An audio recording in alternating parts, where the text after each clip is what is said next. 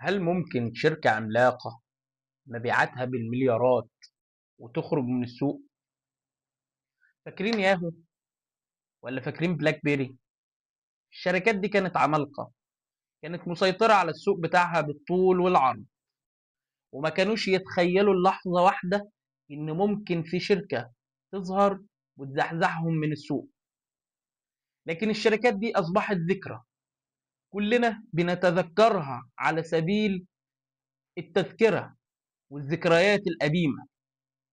لكن الشركات دي عملت ايه علشان يحصل معاها اللي حصل لهم؟ الحقيقة ان الشركات دي غلطت غلطة واحدة، غلطة ممكن تكون من وجهة نظرهم وقتها انها غلطة بسيطة، لكنها غلطة كلفتهم انهم ما بقاش ليهم وجود تماما في الاسواق بتاعتهم. الغلطة دي اتكلم عنها واحد اسمه ثيودور لافيت سنة 1960 لما نشر مقالة شهيرة في هارفارد بيزنس ريفيو، وكان عنوانها ماركتينج مايوبيا أو قصر النظر التسويقي. واللي فكرتها ببساطة إن الشركات اللي بتركز على المنتج بتاعها وبتنسى إنها بتلبي احتياج عند العميل بتبقى عاملة زي اللي لابس نظارة سودة ومش شايف غير خطوات رجليه. علشان كده المفروض إنك أنت تركز على احتياج العميل، وإن يكون منتجك ما هو إلا أداة لتلبية هذا الاحتياج. فلو جينا للمثالين اللي احنا قلناهم سواء ياهو أو بلاك بيري، فياهو كانوا في التسعينات مسيطرين بشكل كامل على الإنترنت بالبوابة الإلكترونية وبالبريد الإلكتروني، وكان كل تركيزهم على إنهم موقع إخباري وخدمات بريد.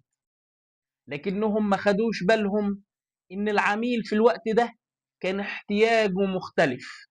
احتياجات العملاء تطورت، احتياجات العملاء قالت إنهم محتاجين سهولة البحث وسهولة الوصول إلى المعلومات، وده اللي أدركته شركة جديدة في الوقت ده هي جوجل، علشان تبقى رقم واحد في السوق وياهو ما تكونش موجودة تماما.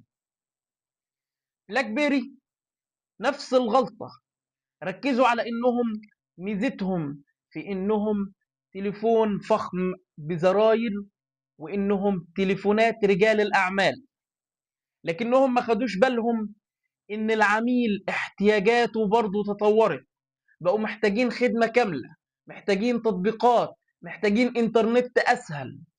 فلما ظهرت أندرويد ومن بعدها أبل، أصبحت بلاك بيري مجرد ذكرى بنتذكرها مع بعض. علشان كده عايزك دلوقتي تسأل نفسك سؤال مهم جدا: انت شركتك بتعمل ايه بالظبط؟ هل بتبيع منتج وبتدور ليه على عملاء، ولا هي عارفة عاملها وعارفة احتياجاته وبتطور في المنتج بتاعها علشان تلبي هذا الاحتياج أول بأول؟ دايما بقول لكم التسويق مش مجرد كلام، التسويق رؤية كاملة بتخليك دايما تبص لقدام مش تحت رجليك. ولو عايز دايما تفضل على القمة، ركز في إن عميلك بيداور على القيمة مش على المنتج.